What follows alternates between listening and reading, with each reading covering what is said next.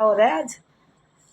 तो मैं अमायरा अमायरा बार-बार कंप्लेंट करती थी, वो कंफर्टेबल नहीं थी। कुछ बच्चे उसको मतलब कंफर्टेबल वो भी बच्चे ही थे, पर वो उसको अनकंफर्टेबल फ़ील करवाते थे। वो बार-बार टीचर से कंप्लेन करती थी, लेकिन उसकी टीचर उसकी बातें को इग्नोर करती थी।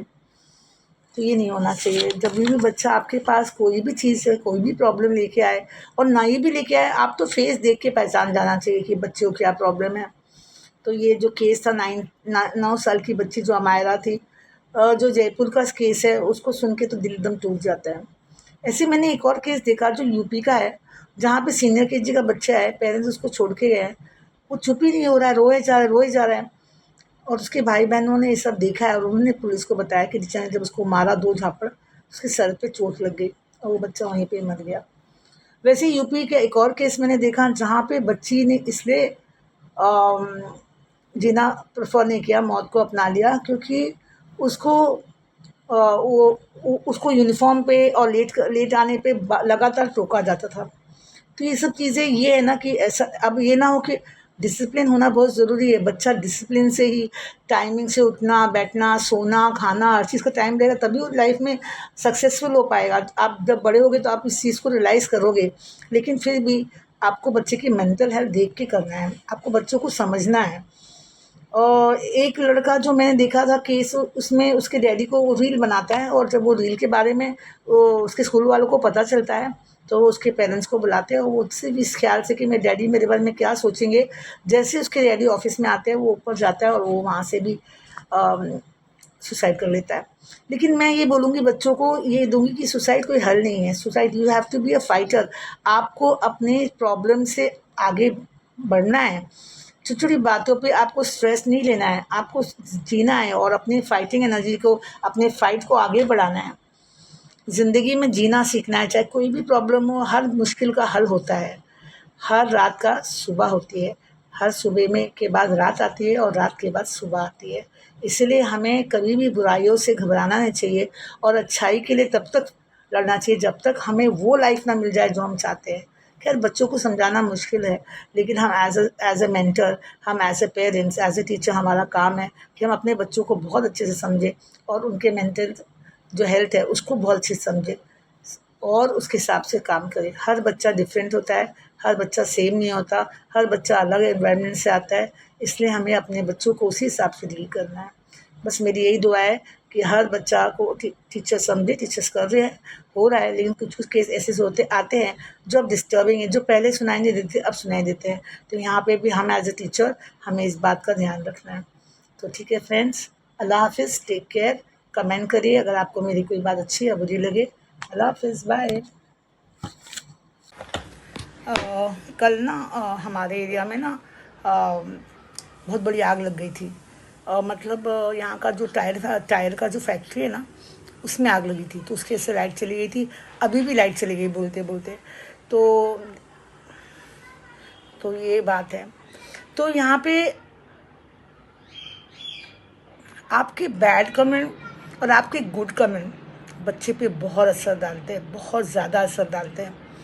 बच्चा कुछ अच्छा करता है और आप उसकी तारीफ़ करते हैं और पूरे क्लास के सामने अगर उसको चिल्लाते डांटते, वो बहुत इंसल्ट फील करता है। इसीलिए एक टीचर का, एक स्कूल का बच्चे पे इम्पैक्ट बहुत होता है। एक टीचर एक गुड मेंटर होती है अपने बच्चों के लिए, और टीचर एक रोल मॉडल होती है अपने स्टूडेंट के लिए। वो घर में जो प्यार मोहब्बत और अटेंशन नहीं पाता, वो स्कूल आके अपने टीचर से पा लेता है और उसकी लाइफ एक कंप्लीट हो जाती है। उसको पता रहता है उसे क्या करना है। बच्चा बहुत कन्फ्यूज़ होता है। बच्चे, हम ये मत सोचिए कि बच्चे हैं, बच्चों के साथ भी बहुत सारी प्रॉब्लम्स हो सकती है। एक छोटे बच्चे को हम बच्चा समझ के हल्के में लेते हैं, लेकिन उसके साथ भी बहुत सारी प्रॉब्लम होती है। टीचर के भी बहुत, अब ये बात है कि फिर हम सोचते हैं कि टीचर्स कितना अच्छा असर डालते हैं, टीचर्स कितना पॉजिटिवली वर्क करते हैं, लेकिन फिर हमारा दिल तब दुख जाता है जब हम टीचर्स की भी कंडीशन देखते हैं।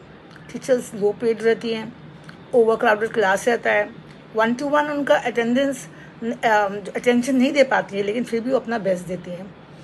Endless paper work, paper correction, बहुत कुछ रहता है, लेकिन फिर भी मैंने देखा है जो गुड टीचर्स होती हैं, सभी टीचर्स अपने बच्चों पे बहुत ध्यान देती हैं। उनको पता रहता है कि उनका स्टूडेंट कहाँ दुखी है और कहाँ उनका उनका कहाँ दुखी है कहाँ खुश है, किस चीज़ से खुश हो जाता है किस चीज़ से दुखी हो जाता है। जैसे मेरे क्लास में एक लड़की थी, टॉपर थी क्लास की, वो हमेशा मेरे पास आती थी और कहती थी कि मिस आप मेरी फेवरेट टीचर हो, आप सबसे अच्छे हो, बार बार आके मुझे ऐसे बोलती थी। मैं जब अक्सर रिसेस में जब मैं खाना खाऊँ बहुत क्वाइट थी, ज़्यादा बात नहीं करती थी क्लास में, लेकिन जब मैं टिफ़िन खाऊँ तो तब आके मुझे हमेशा प्यार करती थी। तो बच्चे आप बच्चों को प्यार देंगे ना, बच्चे भी आपको इन रिटर्न प्यार देंगे।